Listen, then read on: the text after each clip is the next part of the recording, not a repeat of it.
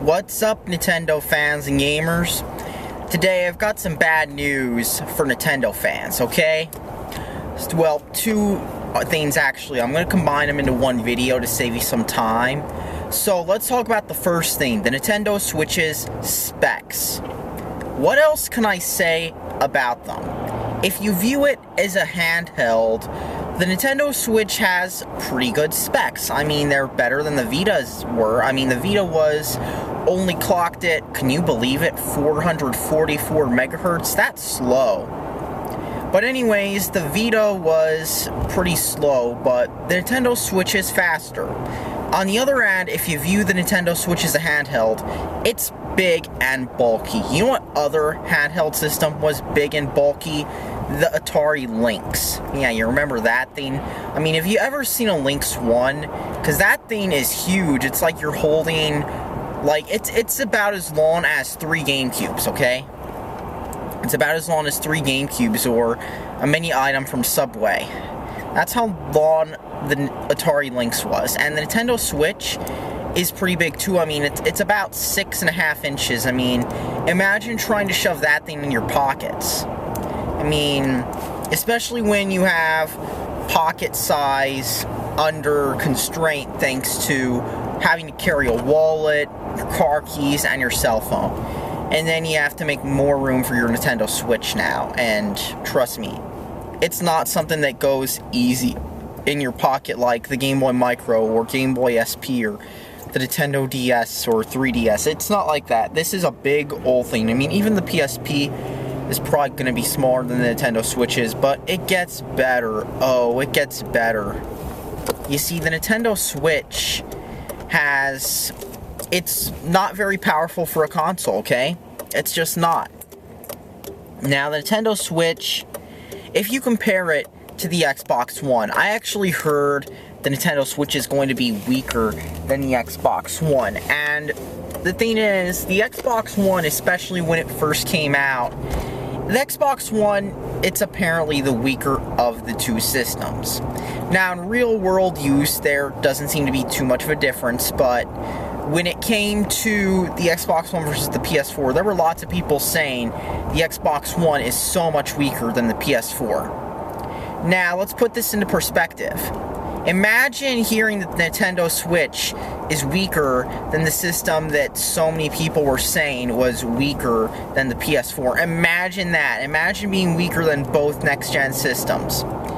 Now, sure, we'll have to wait and see for real-world performance to come out, but judging by how the Wii U was, I don't expect it to be good or spectacular or any of that. It'll be acceptable for a handheld, but for home console, it's going to be weak. It's going to be weak, and it's not going to be that PlayStation 4 or Xbox One killer that many people were making it out to be, especially when the PS4 Pro is out and when Microsoft is coming out with their Scorpio. And the Scorpio is going to be more powerful than the Xbox One is, so the Nintendo Switch is going to be already outdated on day one, and that's not something Nintendo gamers are going to want to hear. But these are Nintendo gamers, and they're just as bad as the people who will spend several $100 for a Core 2 Duo laptop. They'll spend several $100 for a Core 2 Duo laptop that has a shiny logo on it. They'll spend that much money for it. And they're no different than those people, because Nintendo fans will happily buy their crap no matter how many poor decisions they make. And like Nintendo, for example, they've had supply issues with the NES Classic. I mean, you'd be thinking, how could they even do that when every freaking Walgreens I walk into has at least a few Sega Genesis retro consoles available? You might be thinking, how can Nintendo do it? Well, this is Nintendo, and they're poorly run. This is the same company that goes after their own fans. I mean, on one hand, you've got Sega. They come out and say, go ahead and make Sonic fan games. They say that you can make ROM hacks for Steam. Nintendo, on the other hand, they're the opposite. They will not only go after fan games, but they'll go after ROM hacks and mods and similar.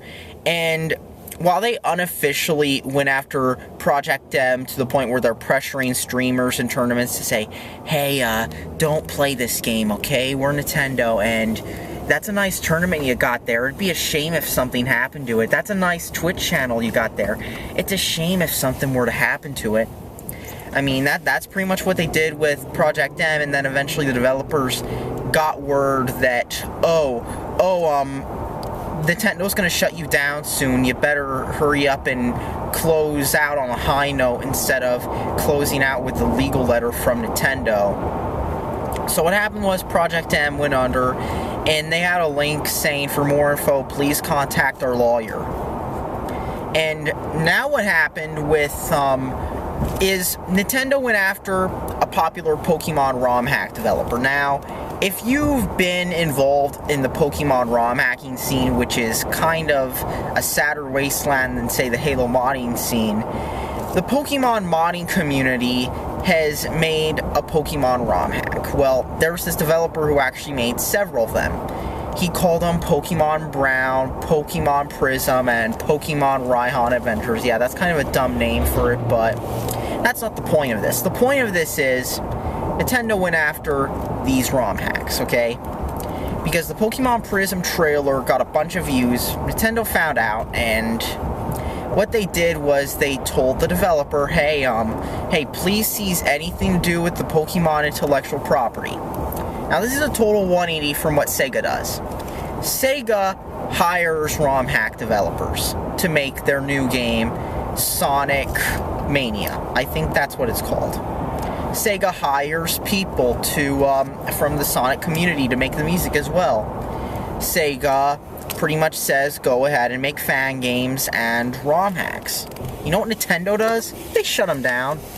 They, instead of seeing where the money's at, they shut them down. And maybe the closest Nintendo came to acknowledging that there's a ROM hack community was making Mario Maker. And you know what they did with Mario Maker?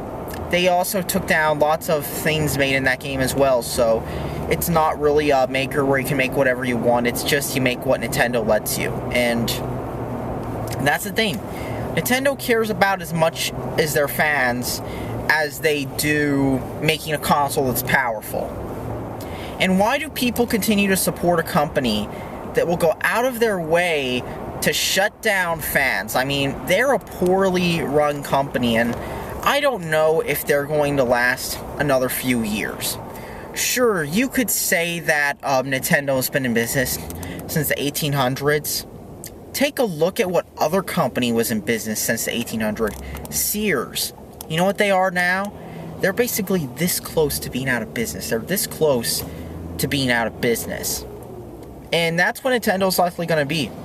Or Kodak, which is just hanging on. Nintendo's a joke now. They really are. And that's the thing with Nintendo. I'm honestly shocked that they're still around, considering how much they show a disregard to what people want in a gaming system. People wanted a back-to-basics game system, no gimmicks, no bullshit, no underpowered stuff, and with all the games that you could play. And now Nintendo is making yet another gaming system for nobody, except maybe the small minority of hardcore Nintendo fans who will happily throw money at anything Nintendo does. Nintendo could issue an update that bricked your system for all I care, and Nintendo fans would be pissed off for a week, and then they go back to supporting this company. I mean, you can't support Nintendo with all the stuff they pull against their own fans. You just can't. Unless, of course, you're so isolated with gaming that you not only have to buy only one brand, but you have to defend everything one brand does.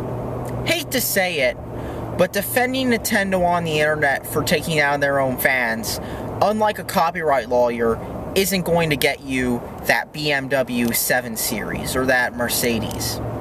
Because, you know, if you get a job as a copyright lawyer, basically damage controlling Nintendo for free, I mean, not free, but for money, if you get a job as a copyright lawyer doing that shit for money, you'll get that nice BMW, you get that nice mansion, you get that nice wife and kids. You know what you get when you defend them for free on the internet, you don't even get tendies. And that should be all I need to really say about this. I mean, thanks for watching. Subscribe for more. And please, don't waste your money by giving money to a company that continues to screw over people. It's just not a good idea. Thanks for watching and subscribe for more, gamers.